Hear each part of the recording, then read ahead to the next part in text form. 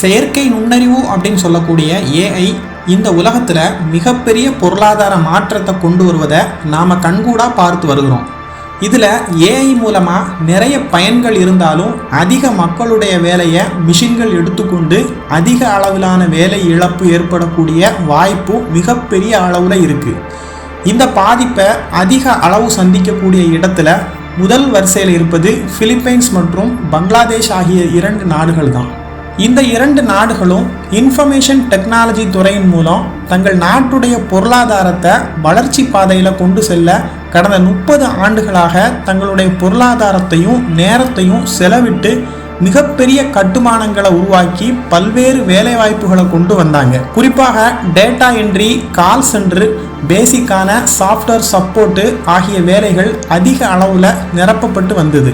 வளர்ந்த நாடுகளில் இருக்கக்கூடிய பெரிய நிறுவனங்களும் அவுட் சோர்சிங் முறையில் இந்த நாடுகளுக்கான வேலை வாய்ப்புகளை வழங்கி வந்தாங்க.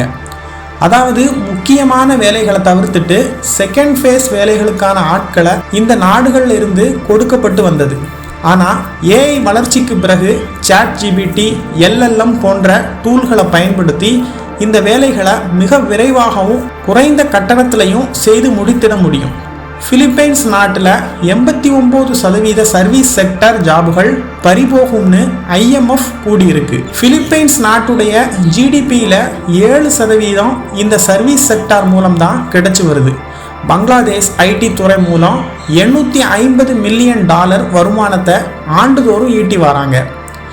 ஏஐ உடைய வளர்ச்சி இது மாதிரியான செகண்ட் ஃபேஸ் வேலைகளை பறிக்கிறது மூலமாக இந்த 2 நாடுகளுடைய வருமானத்தில் மிகப்பெரிய சறுக்கல் ஏற்பட அதிக வாய்ப்பு இருக்குது. இது ஒரு பக்கம் இருந்தாலும் உலகம் முழுவதும் 2030க்குள்ள $15.7 ட்ரில்லியன் GDPயை ஏஐ மூலம் உருவாக்கும்னு PwC கூறியிருக்கு. இதில் 70% அமெரிக்கா மற்றும் சீனா ஆகிய இந்த 2 நாடுகள் தான் பெரும்னு கணிக்கப்படுது. ஆக ஏஐ கட்டுப்பாட்டில் வைத்திருக்கிற வளர்ந்த நாடுகளுக்கும் வளரும் நாடுகளுக்கும் இடையில எந்த அளவுக்கு இடைவெளி உருவாக போகுது என்பதை பற்றியும், பங்களாதேஷ் மற்றும் பிலிப்பைன்ஸ் போன்ற நாடுகள் இதிலிருந்து தப்பிக்குமா என்பதை பற்றியும் இந்த வீடியோவில் பார்க்கலாம். ஏஐ உடைய அசூர வளர்ச்சி முதலீட்டாளர்கள் பெரும் அளவு தன் பக்கம் ஈற்று இருக்கு. மற்ற துறைகளில் முதலீடு செய்வதை விட முதலீட்டாளர்கள் ட்ரில்லியன் கணக்கான டாலர்களை ஏஐயில் முதலீடு செஞ்சு வராங்க. தங்களுடைய ஊழியர்கள் மீது முதலீடு செய்வதை விட ஏஐயில் முதலீடு செய்வதே முதலீட்டாளர்கள் அதிகமாக விரும்புகிறாங்க. ஏன்னா அது பிற்காலத்தில் அதிக லாபம் தரும் என்று அவர்கள் எதிர்பார்க்குறாங்க. இதில் அதிக பாதிப்பு அடைகிறது அந்த முதலீட்டாளர்களுக்கு கீழே வேலை பார்க்கும் வேலையாட்கள் தான். பல ஊழியர்களுடைய வருமான உயர்வு நிறுத்தி வைத்து பல ஊழியர்களுக்கு வருமானத்தையே குறைச்சி பல ஊழியர்களை வேலையில இருந்து நீக்கி அதில் போட வேண்டிய பணத்தை தான் முதலீட்டாளர்கள் ஏஐக்கு முதலீடு செய்கிறாங்க. ஒரு ஊழியர் ஏஐ டூல்களை பயன்படுத்தி 5 பேருடைய வேலைகளை செய்து முடிக்க முடியும். இந்த இடத்துல மற்ற 4 பேர் தேவையில்லாதவர்களாக மாறுகிறார்கள்.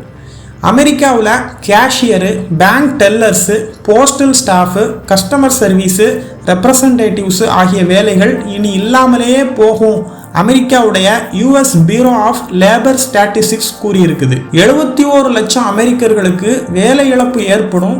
47% வேலைகள் ஏஐ ரீப்ளேஸ் செய்துவிடும் அப்படின்னு சொல்லப்பட்டிருக்கு. இப்போ அமெரிக்காவிலேயே வேலை இழப்பு ஏற்படும் போது பிலிப்பைன்ஸ் போன்ற நாடுகள் அமெரிக்கா போன்ற நாடுகள் கிட்ட இருந்து தான் ஐடி துறையில் அவுட் சோர்சிங் முறையில் வேலை வாய்ப்புகளை பெற்று வருது.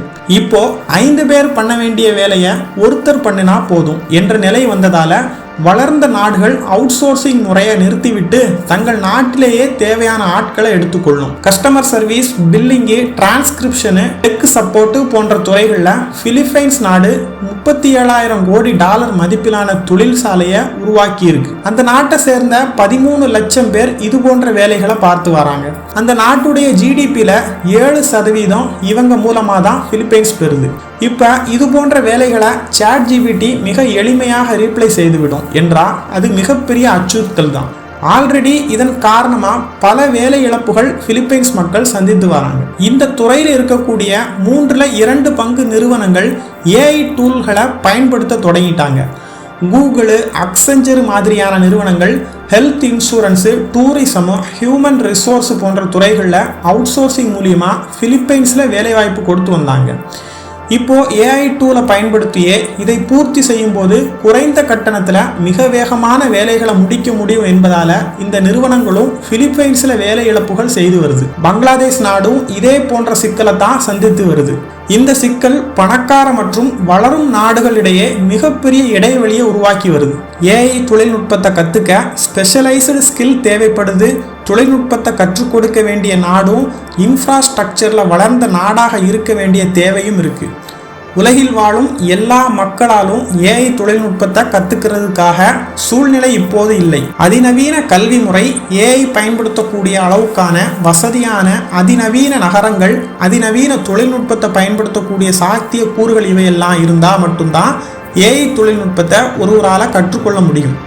இந்த வசதிகள் எல்லாம் இப்போதைக்கு வளர்ந்த நாடுகளில் மட்டும்தான் இருக்குது. இதில் இருந்து நமக்கு தெரிய வருவது அதிக மதிப்புடைய ஏஐ ஜாப்கள் எல்லாம் பணக்கார நாடுகளில் மட்டும்தான் இருக்கும். இதையும் மீறி உலகில் உருவாகக்கூடிய டேலண்டான இன்ஜினியர்கள் அந்த மேலை நாடுகள் தங்கள் பக்கம் ஈர்த்து கொள்வார்கள். அவர்களுக்கும் அவர்கள் குடும்பத்துக்குமான வசதி வாய்ப்புகள் சான் பிரான்சிஸ்கோவிலோ, லண்டனிலோ, பெர்லினிலோ அல்லது சீனாவின் முக்கிய நகரங்களிலோ உருவாக்கி கொடுத்து விடுவாங்க. இதனால் வளரும் நாடுகள் ஒரு ஸ்டார்ட் அப் நிறுவனத்தையே உருவாக்க மிகவும் சிரமப்படும். இதனால் இந்த ஏஐ ரேஸில் வளரும் நாடுகள் வளர்ந்த நாடுகளோடு போட்டி போட முடியாமல் திணறும். ஏஐ தொழில்நுட்பத்தை வச்சிருக்கக்கூடிய பணக்கார நாடுகளிடமே முதலீடுகள் குவியும். ஏஐ எதிர்காலத்தை அவர்களே தீர்மானிப்பாங்க. வசதிகளையும் வாய்ப்புகளையும் அவர்களாலேயே கண்ட்ரோல் செய்ய முடியும். இவ்வளவு பாதிப்புகளை ஏற்படுத்தக்கூடிய ஏஐ தேவையா என்றால் கண்டிப்பாக தேவை. ஒரு டாக்டர் ஏஐ பயன்படுத்துவதன் மூலம் நோயாளிகளுடைய குறைகளை மிக டீட்டெயிலாக அறிய முடியும். அவருக்கு அதன் மூலம் எளிமையான சிகிச்சை வழங்க முடியும். இதன் மூலம் அந்த மருத்துவரும் தனது திறனை மேம்படுத்தி கொள்ள முடியும். இதுவெல்லாம் ஏஐ மூலம் நடைபெறுது. ஏஐ மனிதர்கள் செய்யும் இது போன்ற வேலைகளுக்கு உதவிகரமாகவும் இருக்கும். சில நேரங்களில் சில மனித வேலைகளையே அதுவே செய்யவும் முடியும். இதனால் ஏஐ உடைய வளர்ச்சியை நம்மால் தடுக்கவே முடியாது. மற்ற தொழில்நுட்ப வளர்ச்சியை போல ஏஐ உடைய வளர்ச்சி உலகத்தின் எல்லா நாடுகளுக்கும் பரவலாக இல்லை. 2017 இருந்து இன்று வரைக்கும் உருவாக்கப்பட்ட பெரிய ஏஐ நிறுவனங்களில் 135 நிறுவனங்கள் அமெரிக்காவில் உள்ளது. சீனாவில் 110 நிறுவனங்கள் உள்ளது. இதற்கு பிறகு இங்கிலாந்தில் 25 நிறுவனங்களும் பிரான்ஸில் 24 நிறுவனங்களும் இருக்குது. பெரும்பாலான நிறுவனங்கள் ஏஐ முதலீடுகளை பெருமளவு ஈர்ப்பதோடு அதற்கான பேட்டன்களையும் தன் வசம் வச்சிருக்கிறாங்க. மைக்ரோசாஃப்ட் நிறுவனம் மட்டுமே ஆயிரக்கணக்கான ஏஐ தொடர்பான பேட்டன்களை தன்னுடன் வைத்து கொண்டுள்ளது. உலகெங்கிலும் உள்ள மற்ற சிறிய நிறுவனங்கள் அதை பயன்படுத்த வேண்டுமென்றால் அதற்கான லைசன்ஸ்களை பெரிய நிறுவனங்களிடமிருந்து பெற வேண்டிய சூழல் ஏற்பட்டிருக்கு. சரி, சாஃப்ட்வேரில் தான் இவ்வளவு ஆதிக்கம் என்றால் ஏஐ தொழில்நுட்பத்தினுடைய ஹார்ட்வேரில் இதைவிட அதிகமான ஆதிக்கத்தை குறிப்பிட்டு சில நாடுகள் செய்து வருகிறது. AI, CPU, GPU, graphics card போன்றவற்றுக்கு தேவையான சிப்புகளை தயாரிப்பதில் 90% உலகின் 5 நாடுகள் மட்டுமே ஈடுபட்டு வர்றாங்க. America, Taiwan, China, south Korea மற்றும் ஜப்பான் ஆகிய இந்த 5 நாடுகளில் தான் சிப்புகள் தயாரிப்பதில் 90% ஈடுபட்டு வராங்க. ஏஐ சிஸ்டம் மட்டும் இல்லாமல் ஏஐ ஹார்ட்வேர்களையும் குறிப்பிட்ட சில நாடுகள் வச்சிருக்கிறாங்க. ஏஐ என்ற சொத்தையே அவர்கள் தான் வைத்திருக்கிறார்கள் என்று அர்த்தம். இந்த ஏஐ ரேஸில் அதிக பயனடைய போவது அவர்கள் தான். இதனால பங்களாதேஷ் மற்றும் பிலிப்பைன்ஸ் சந்திக்க போகும் இழப்புகளை தடுப்பது மிக மிக கடினம். இதில் எந்த வேலை முதல்ல போகும், யாருக்கு அதிக ரிஸ்க் இருக்கும், அரசு நடவடிக்கை எடுத்தால் என்ன நடக்கும், அரசு நடவடிக்கை எடுக்காவிட்டால் என்ன நடக்கும் என்பதை இந்த நாடுகள் மூலம் உலக நாடுகள் படிப்பினை பெறும் என்று எதிர்பார்க்கப்படுகிறது. எனினும் பிலிப்பைன்ஸ் ஏஐ ஸ்ட்ராட்டஜி என்ற ஒரு துறையை உருவாக்கி ஏஐ தொழில்நுட்பத்தில் ஏஐ திறனாளிகளை உருவாக்குவது, கல்வியை நவீனப்படுத்துவது, தொழில்நுட்பத்திற்கு தேவையான ஊக்கத்தை கொடுப்பது போன்ற வேலைகளில் இறங்கி இருக்கிறாங்க. பங்களாதேஷும் சில அப்ஸ்கில்லிங் புரோகிராமில் தங்கள் ஊழியர்களை ஈடுபடுத்தி வராங்க. ஏஐ ஆட்டோமேட் செய்ய சிரமப்படும் critical thinking, complex problem solving, effective communication, creative decision making ஆகிய திறன்களை கல்வியோடு சேர்த்து ஒவ்வொருவரும் வளர்த்து கொள்வது நல்லது. அமெரிக்காவில் வேலை இழப்புக்கு மத்தியில் இது போன்ற ஸ்கில்களுக்கான வேலை அதிகரித்திருக்கு. ஒருபுறம் உலகம் ஏஐ மூலம் வருமானத்தை பெருக்க திட்டமிட்டு வரும் அதே வேளையில் இன்று உலகில் 260 கோடி மக்கள் இன்டர்நெட் சேவையை பயன்படுத்தாமல் வாழ்ந்து வர்றாங்க. ஒரு நாடு 10% பிராட்பேண்ட் இணைப்பை அதிகரித்தால் 1.4% ஜிடிபியை அந்த நாடு அதிகமாக பெறும் என்று வேர்ல்டு பேங்க் வலியுறுத்தியுள்ளது. ஒருவேளை அதிக வேலை இழப்பு ஏற்பட்டு ஏஐ மூலம் அதிக பொருட்கள் உற்பத்தியானால் அதை வாங்கும் கன்சியூமர்களின் எண்ணிக்கை குறையும் அபாயம் இனி வரும் காலங்களில் ஏற்பட வாய்ப்பு இருக்குது.